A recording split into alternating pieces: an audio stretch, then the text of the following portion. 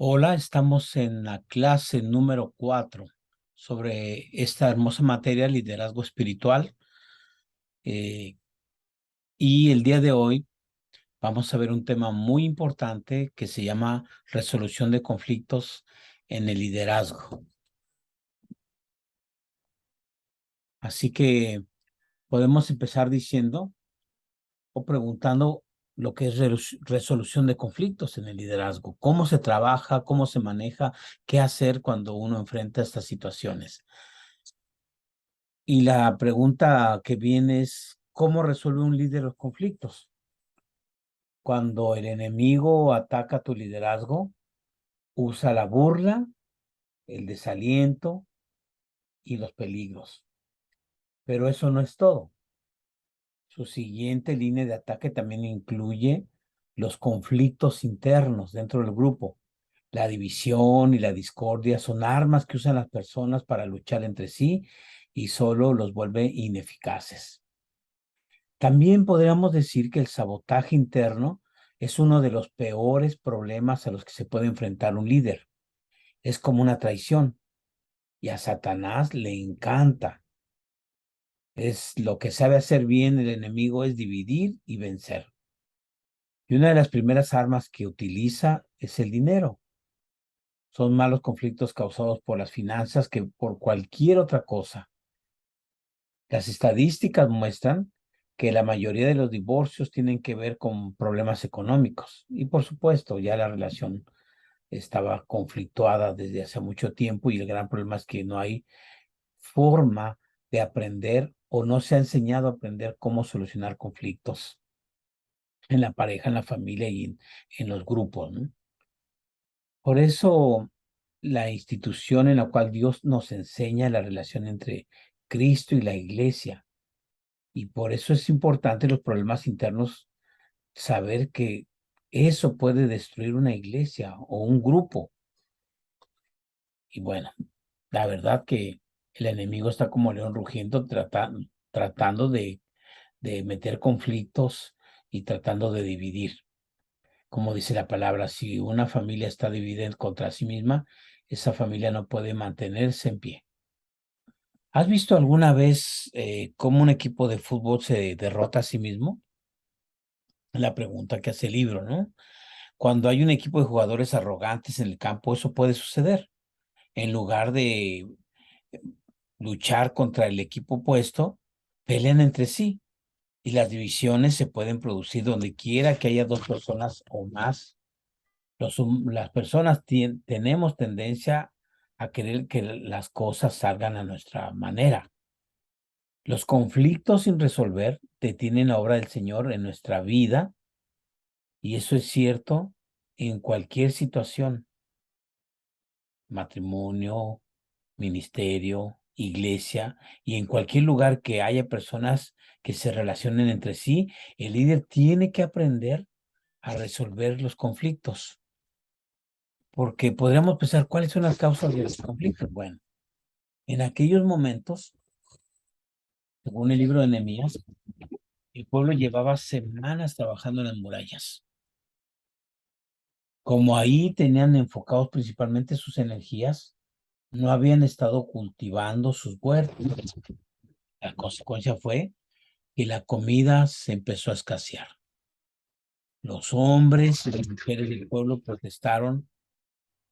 Miren lo que dice, los hombres y las mujeres del pueblo protestaron enérgicamente contra sus hermanos judíos, pues había quien decía, si contamos a nuestros hijos y a nuestras hijas, ya somos muchos, necesitamos trigo para subsistir. Había demasiadas bocas que alimentar y no había comida para todos. Tenían inflación, precios elevados y escasez de alimentos. Tal vez nos preguntamos, si ellos estaban haciendo la obra del Señor, ¿por qué permitió que Él permitiera que hubiera una hambruna? El hecho de cumplir con la voluntad de Dios no nos exonera de los problemas comunes de la vida, solo porque estemos haciendo lo que debemos. Y eso no significa que nuestro, por ejemplo, carro se vaya a dañar o que enfrentemos crisis o situaciones difíciles, el hecho de estar dedicado al ministerio no nos evita también aún enfermedades graves. Tal vez no sepamos siempre exactamente por qué, pero sí podemos saber que el propósito de Dios con nosotros es que crezcamos siempre. El hecho de ser cristianos, de tener un ministerio, un liderazgo, no nos exime de enfermarnos, de que suframos pérdidas, duelos, situaciones difíciles.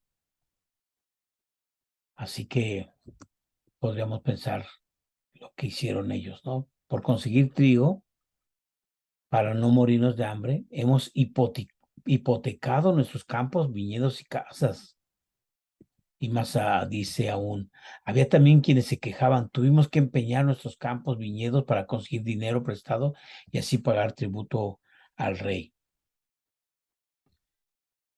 Estaban tan metidos en deudas que en realidad habían tenido que recurrir a la venta de miembros de su familia solo para sobrevivir, para pagar sus deudas.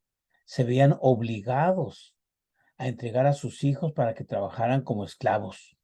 Los impuestos eran sumamente elevados, las hipotecas cuantiosas, los precios altos, el trabajo forzoso durante un número excesivo de horas. Tal pareciera que fuera la sección de negocios del periódico de hoy. La Biblia tiene vigencia, sin embargo, aquellos tiempos difíciles eh, no eran la raíz del problema. El primer versículo dice, los hombres y las mujeres del pueblo protestaron enérgicamente contra sus hermanos judíos. Se estaban quejando entre ellos mismos, los judíos ricos estaban explotando a los judíos pobres y levantando un capital con él. Los que tenían dinero y comida decían, si me vendes tu casa, te doy comida. Te puedo prestar dinero, pero a un interés alto. Y si no puedes pagar el préstamo, me llevo a tus hijos como garantía de pago. O sea, había una explotación de los que tenían más y por los que tenían menos. O sea, en vez de ayudarles, estaban prestando dinero a un interés alto, quitándoles las casas, quitándole a sus hijos. Había una desconsideración total hacia el infortunio de los demás. Su única preocupación era, ¿qué ventaja puedo sacar yo de este problema? Esta forma de conducta está claramente contraria a la ley de Dios. Allí en Éxodo 2:25 dice que los judíos no se podían prestar dinero a interés unos a otros. Les podían cobrar interés unos a otros, pero no entre sí. La Biblia dice que el judío no debe esclavizar a otro judío. La persona rica podía contratar a una persona pobre a fin de que trabajara para ella, pero la esclavitud entre ellos estaba prohibida. Aquellos judíos ricos estaban violando clara y abiertamente la voluntad de Dios, adquiriendo ganancias, explotando y enriqueciéndose con el hambre ajena. En medio de esta situación, que estaban construyendo los muros, edificando las puertas, se había presentado un conflicto muy fuerte entre los que tenían y los que no tenían. Por eso dice un versículo más adelante, ¿no? La raíz de los conflictos internos y la discordia están con el egoísmo. ¿De dónde surgen las guerras y los conflictos entre ustedes? ¿No es precisamente de las pasiones que luchan dentro de ustedes mismos? Los conflictos siempre tienen que ver con el egoísmo, siempre. Cuando hay conflicto entre lo que yo quiero y lo que tú quieres, tenemos un problema y ese problema, si no se resuelve, terminan los conflictos y las divisiones. Trabajar con gente es la mayor satisfacción para un líder y también su mayor frustración. La gente tiende a ser egoísta y eso nos incluye a ti y a mí. Queremos las cosas a nuestra manera. Queremos hacer lo que queremos hacer. Sin embargo, lo que nosotros queremos no es siempre lo mejor. El egoísmo siempre causa conflicto. La referencia ahí es en Santiago 4. Entonces podremos pensar, ¿cuál sería la solución para el conflicto? Nehemías sabía que tenía un serio problema en las manos. Todo su proyecto, todo se podía quedar destruido y los muros no se reconstruirían nunca. Los judíos se estaban explotando unos a otros, peleando unos a otros, familias contra familias, y aquello era peor que pelear contra el enemigo. El hecho de que exista un enemigo común muchas veces reúne los soldados y crea unidad. Cuando estamos peleando entre nosotros, el equipo se destruye. Por eso podemos decir que una parte es que Nehemías se enojó. Enójate. Dice que cuando Nehemías se dio cuenta de esta situación, protestó y se enojó muchísimo. Como líder, si tú ves que la armonía de tu grupo es amenazado de alguna forma, tú puedes enojarte. Tu papel como líder es el de proteger la armonía. Nehemías no pasó por alto el problema que estaba dividiendo a su gente. Lo tomó en serio. Alguna vez es adecuado enojarse. Hay ocasiones en que es correcto. Nehemías no estaba solamente enojado, sino que este versículo dice que se enojó muchísimo. Pero también la Biblia dice en Efesios 4:26, airaos, pero no pequéis, no se ponga el sol sobre nuestro enojo, ni deis lugar al diablo. Yo podría decir que es como un enojo santo, ¿no? Enojarse con las cosas injustas, con las acciones que van en contra de la dignidad, del respeto, en contra de lo humano, en contra de las situaciones que no agradan a Dios y que están causando dolor, aflicción a otras personas. Eso es bueno. Jesús cuando vio que en el templo estaban haciendo un negocio y que estaban vendiendo animales y cambiando monedas, se enojó muchísimo y se fue sobre las mesas, sobre la acción. No ofendió a la persona, pero sí la acción. Así que esto es importante porque también, pues Jesús se enojó. De verdad que a diario entramos en contacto con muchas tragedias humanas. Eh, Mucha gente que trabaja con grupo, con gente, con iglesias, como misioneros, hay algo que se llama el burnout, que es fatiga de compasión, y yo diría más que fatiga, porque la fatiga se descansa y ya, pero es desgaste de compasión. Después de haber sentido lástima con tantas víctimas e inundaciones de los terremotos y de las guerras, sencillamente no podemos encontrar identificación que sabemos que deberíamos tener por otras víctimas. Lo peor aún es que la fatiga de la compasión es la fatiga de la indignación. Cuando hay situaciones, en nuestro caso, como nuestros pueblos latinoamericanos viviendo una situación de tanta miseria, tanta hambre, tanta escasez, gobiernos corruptos, dictatoriales, y la gente está llegando al país como sea, y los que han podido entrar, y si alguien tiene fatiga de compasión, no hace nada. Las iglesias no hacen nada.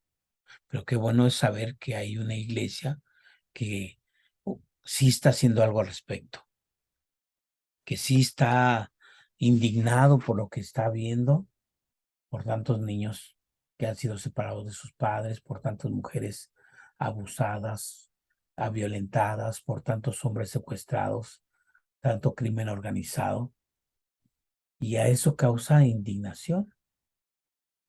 Así que creo que es importante esta parte de la indignación y el enojo. Dice este libro que después Nehemías, que confrontó a los nobles y les habló con la verdad, es primero consultó consigo mismo, o sea, tuvo una reflexión. ¿Qué iba a hacer con esta situación? Estaba muy enojado. Oró al Señor sobre la situación. Reflexionó cómo debía actuar. Nehemías sabía que tenía que cuidar cómo manejar este conflicto, porque si no se le podía salir de las manos. Y entonces le preguntó, ¿qué quieres que yo haga, Señor? Y habló consigo mismo, habló con Dios, reflexionó, no dejó que la ira y el enojo lo invadieran y actuara impulsivamente. Por eso es importante, cuando tengas un conflicto, no dejarte llevar por el impulso o por el temperamento. Por eso carácter es los límites saludables, las reglas, el encuadre que tú tienes para tus impulsos. Por eso la Biblia siempre nos habla acerca del carácter de Cristo. Debemos tener el carácter de Cristo, saber hasta dónde sí podemos y hasta dónde no, hasta dónde podemos llegar si rebasamos esta postura, estos límites, podemos crear un conflicto más fuerte, más duro. Y entonces, dice Santiago, mis queridos hermanos, tengan presente esto, todos deben estar listos para escuchar y lentos para hablar y para enojarse, pues la ira humana no produce la vida justa que Dios quiere en Santiago 1, 19 y 20. Es una propuesta. No es una contradicción, lo que hace en realidad es aclarar la indicación mm, que ya se había dicho. Si se enoja, no pequen. No hay diferencia entre la ira del hombre y la ira de Dios. Nuestra actuación no comprende ninguna venganza personal. No te enojes porque te hayan herido, irritado, frustrado, desilusionado. Esa es la clase incorrecta de la ira, una ira egoísta. No siempre la gente va a actuar bajo nuestras expectativas, pero eso no es razón para que guardemos el enojo, porque si se guarda el enojo se convierte en amargura. Si estás siempre listo para escuchar y eres atento para hablar, entonces va a ser natural aquello de ser lento para la ira. Y después de haber pensado bien las cosas, la ira que tendrás va a ser una ira justa. Te alegrarás de no haber dicho lo primero que te vino a la mente. La ira impulsiva siempre te mete en problemas. Muchos líderes son excelentes, pero dañan su eficacia a causa de una reacción impulsiva. De momento, se encienden. Por eso dice, reprende, confronta en privado al que te ha ofendido. Cuando hay un problema, pues debe haber una solución y se tiene que ir a la fuente. No pierdas el tiempo tratando de buscar otras personas que te apoyen. No digas, tengo una petición de oración. Todos sabemos que eso muchas veces es más que una murmuración santificada. Aquí directamente la persona con la cual tienes el problema.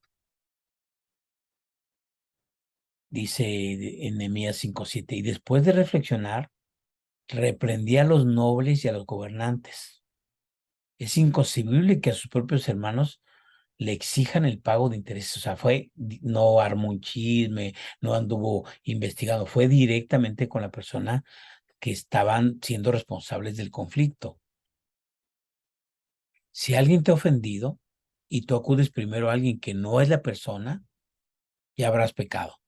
Nehemías los estaba acusando de usura, un préstamo de interés exorbitante. Por supuesto que estaba enojado, pero después de haber orado, reflexionó en la manera sabia de actuar. Por eso dice en Mateo capítulo 18, versículo 15 y 17. Si tu hermano peca contra ti, ve a solas con él y has de ver su falta. Si te hace caso, has ganado a tu hermano, pero si no, lleva contigo a uno o dos más, para que todo asunto se haga constatar por el testimonio de dos o tres testigos.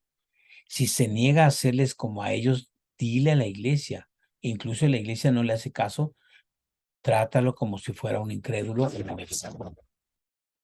Esto es lo que Jesús dijo acerca de la forma de canalizar los conflictos. A donde quiera que estemos, tenemos que amar al que ha fallado para ser como Nehemías o como Jesús. Necesitamos amar incluso a los paganos, a los recaudadores de impuestos. Lo bueno es que no necesitamos tratarlos como si fueran familia. Esa es la diferencia entre aceptación y aprobación. O sea, en resolución de conflictos se dice, a la persona se le ama, pero no a las acciones. Eso puede ser a nivel de pareja, a nivel familiar, a nivel de iglesia. Yo te amo, pero no estoy de acuerdo con tu acción. Esa es la gran diferencia. En cuanto a tu grupo, involucra a los demás según lo que necesites. Ve primero a ver a la persona con la cual estás teniendo un conflicto y o causando problemas. Esa persona, inclusive es tu jefe, trata de resolverlo a solas con él, de llegar a un acuerdo. Si eso no funciona, pues lleva a otra persona que te sirva de testigo o mediador. Y si no funciona, pues ya puedes involucrar a un grupo mayor. Pero tienes que tener esta capacidad de hablar contigo mismo, pensar las cosas, reflexionar, hablar con Dios, pedir sabiduría, escoger el momento preciso y hablar directamente con palabras sabias. Por eso, confronta al ofensor en privado. A nadie le gusta el enfrentamiento con otras personas. Yo quisiera agradarle a todo el mundo, dicen algunos. No, a veces no es así. A nadie le agrada caerle mal a la gente. Nadie quiere causar sentimientos negativos. Sin embargo, algunas veces es necesario un enfrentamiento por el bien de todos. Así que si no se enfrentan los problemas, se empeoran. Si se ignoran, no mejoran. También hay que darle el valor a las situaciones que estamos viviendo. ¿Tú has visto alguna vez cómo se destruyen las familias porque los padres temen disciplinar a sus hijos? El amor fuerte exige que nos enfrentemos en privado con el que ha cometido una ofensa. Los líderes deben tener el valor para confrontar. Para llegar a ser un líder eficaz, es necesario desarrollar estabilidad. Aprende a decir la verdad con amor. Ser líder exige valentía.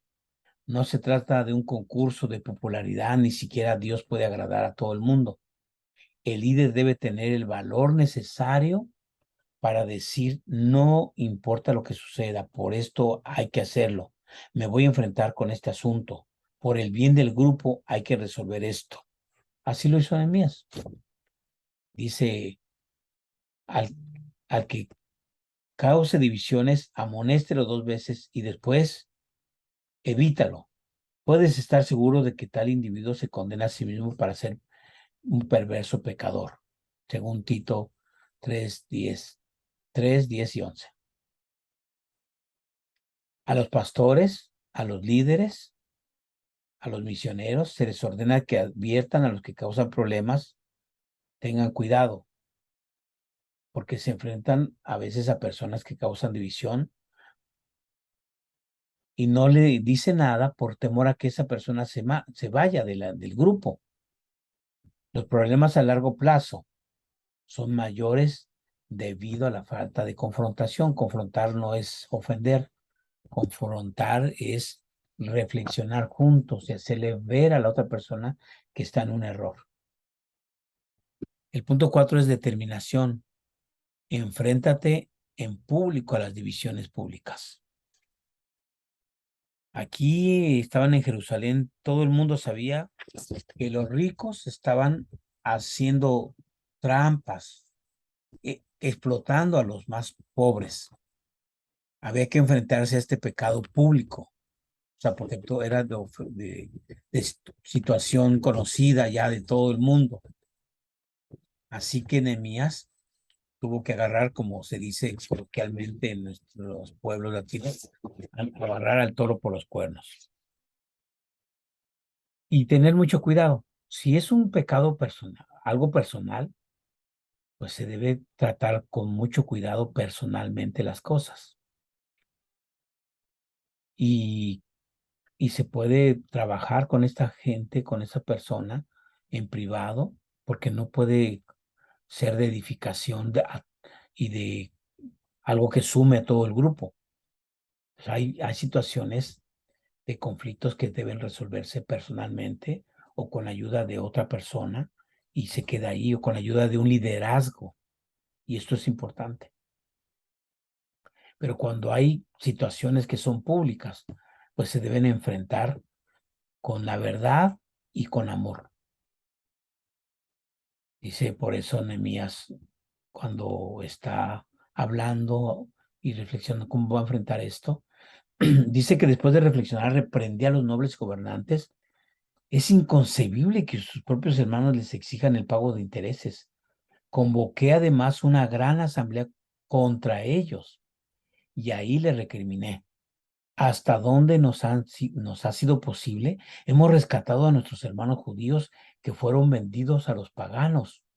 Ahora son ustedes quienes venden a sus hermanos después de que nosotros les hemos rescatado.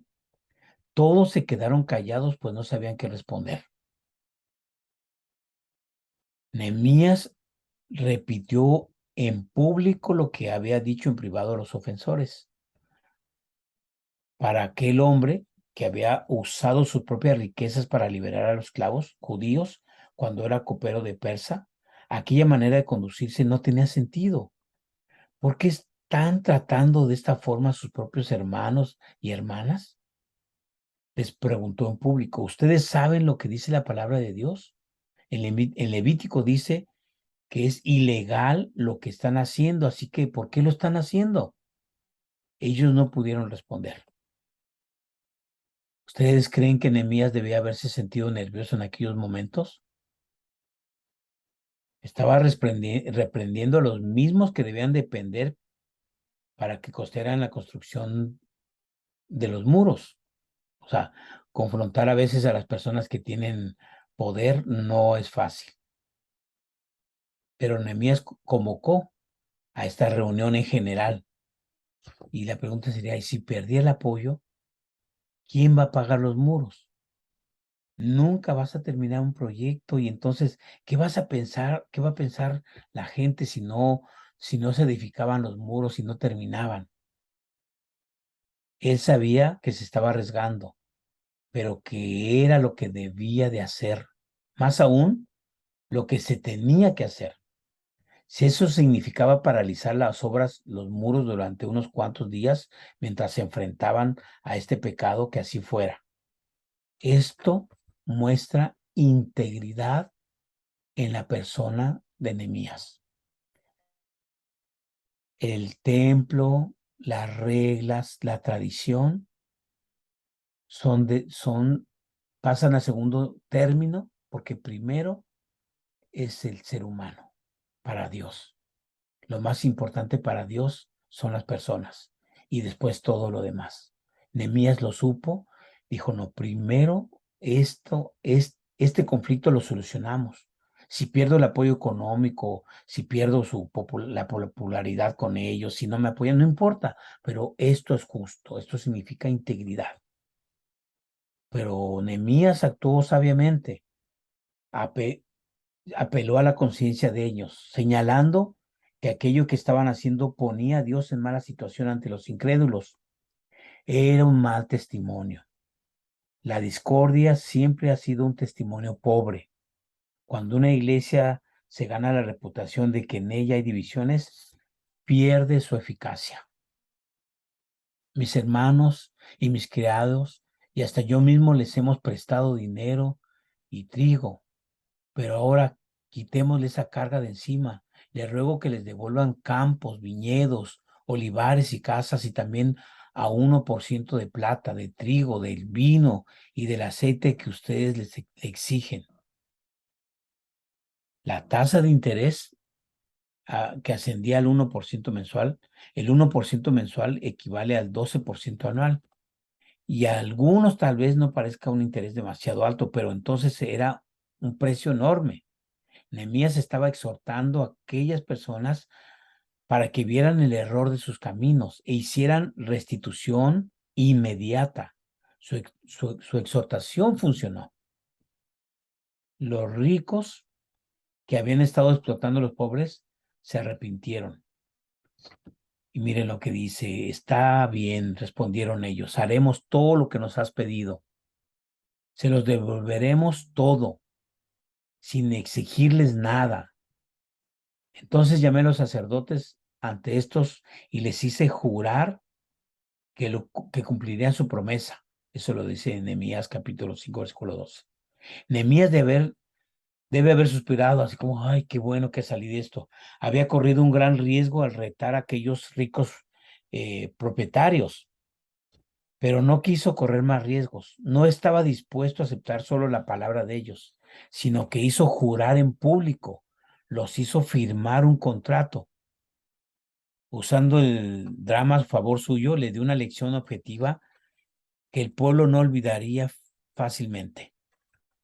Dice Nehemías 5:13, luego me sacudí el manto y afirmé, así sacuda a Dios y arroje de su casa y de sus propiedades a todo aquel que no cumpla esta promesa. Así lo sacuda a Dios y lo deje sin nada.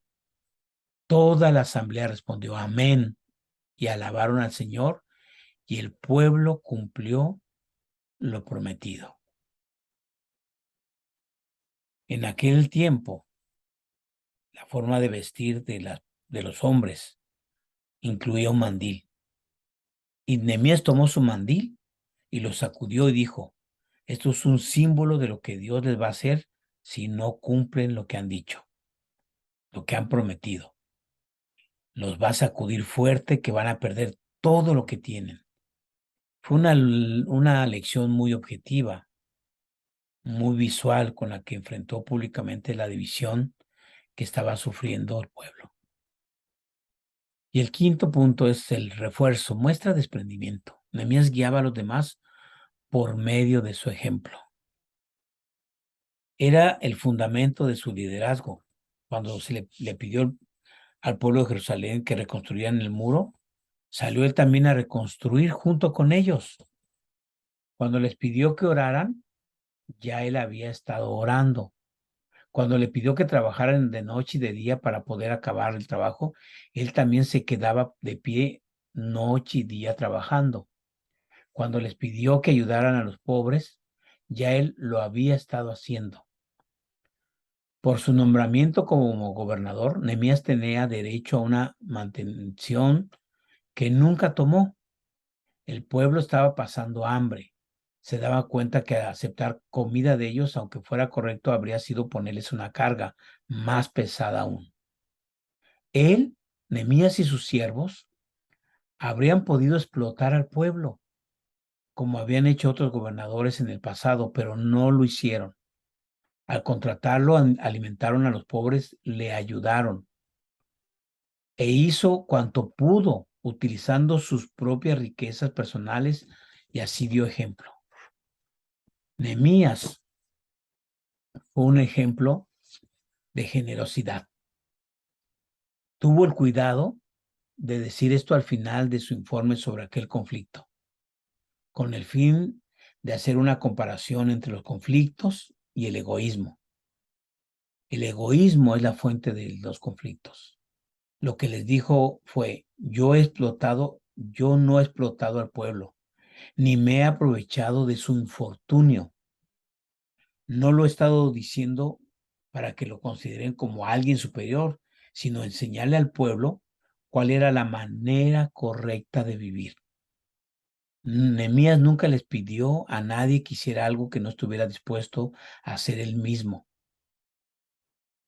Y ya no estuvieran haciendo lo incorrecto, sino que siguieran un buen ejemplo de un líder.